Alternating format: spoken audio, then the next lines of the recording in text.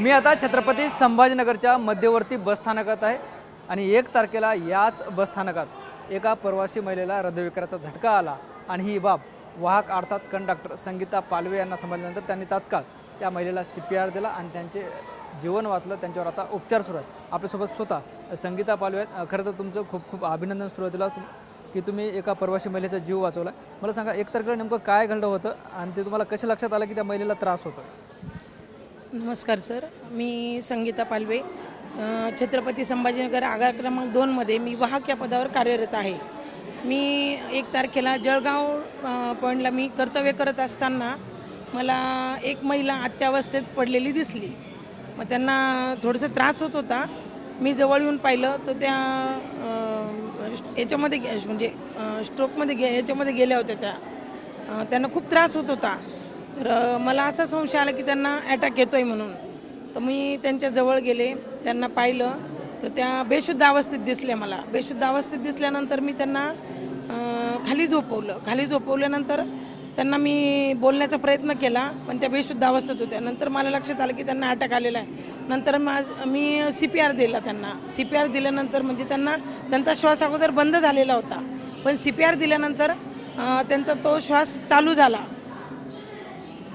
त्या नॉर्मल झाल्या आणि मी CPR म्हणजे माझं नर्सिंग झालेलं आहे, त्याच्यामुळे मला थोडीशी माहिती होती CPR देण्याची, म्हणून मी त्यांना CPR, कारण त्यांना मदतीची खूप गरज होती। तुम्ही त्या प्रश्नाचं उत्तर दिलं। खरं तर म्हणजे तुम्ही वाहक असताना CPR कसं दिला हा जे आहे ते मोठा औत्सुकतेचा विषय होता। तुम्ही नर्सिंग केलं नंतर इकडे आल्यात? हो सर, माझं पहिले नर्सिंग झालेलं आहे।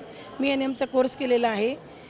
नंतर माझं इकडं सिलेक्शन झालं, मग मी ते सोडून दिलं, त्याच्यानंतर इकडं आलेली मी। नंतर जे आहे ते वेळेवर रुग्णवाहिकासुद्धा मिळाली नाही आजसुद्धा माहिती आहे आणि त्या सगळं हे करताना काय भावना होत्या मनात?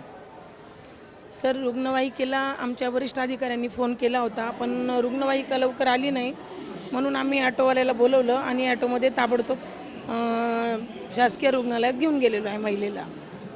पण अनेक दिवस झालं तुम्ही आता नर्सिंगमधून बाहेर आल्या होत्या आणि CPR देताना मनात काय भावना होत्या, नेमकं काय वाटत होतं तुम्हाला?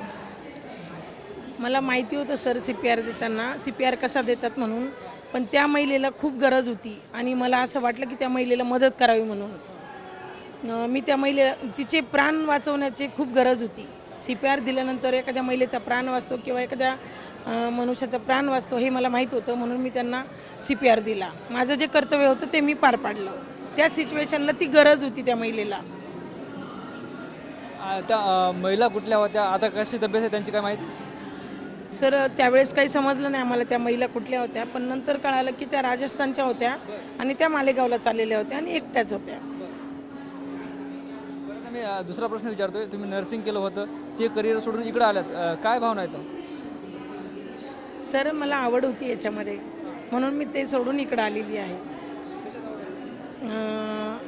पोलीसमध्ये आवड होती माझी, पण पोलीसमध्ये झालं नाही, म्हणून मग ST महामंडळमध्ये आले। हां, हो, समाधानी आहे सर, खूप आवड आहे मला।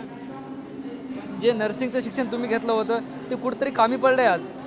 हो, मला त्याचा खूप आनंद आहे की माझ्यामुळं एका महिलेचे प्राण वाचलेले आहे आणि ते मी जे शिक्षण घेतलं त्याच्यामुळं ते आज मला कामाला आलेलं आहे। एका महिलेचे प्राण वाचल्यामुळं ते मला आज खूप कामाला आलेलं आहे।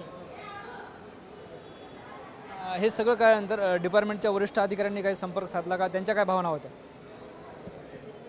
नाही, त्यांनी सांगितलं सर का तू खूप छान काम केलेलं आहे, तुझ्यामुळं एका महिलेचं प्राण वाचलेलं आहे। त्यांच्या खूप चांगल्या प्रतिक्रिया होत्या आणि सगळ्यांनी माझं खूप अभिनंदन केलं। त्यांचं म्हणणं आलं तू खरंच खूप चांगलं काम केलंस की एका महिलेचं प्राण वाचवलं म्हणून।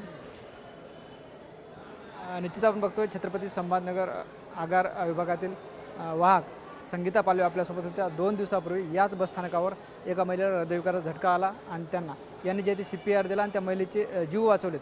मात्र यांचं जर आपण पार्श्वभूमी बघितली तर यांनी नर्सिंग केलं होतं आणि नंतर या करिअर हे त्यांनी निवडले आणि कुठेतरी त्यांनी जे नर्सिंग केलं होतं त्यांचं शिक्षणसुद्धा आज उपयोगी आल्याचं आपल्याला पाहायला मिळालं। कॅमेरा पर्सन अमित आडेसह ज्ञानेश्वर लोंढे, TV9 मराठी, छत्रपती संभाजीनगर।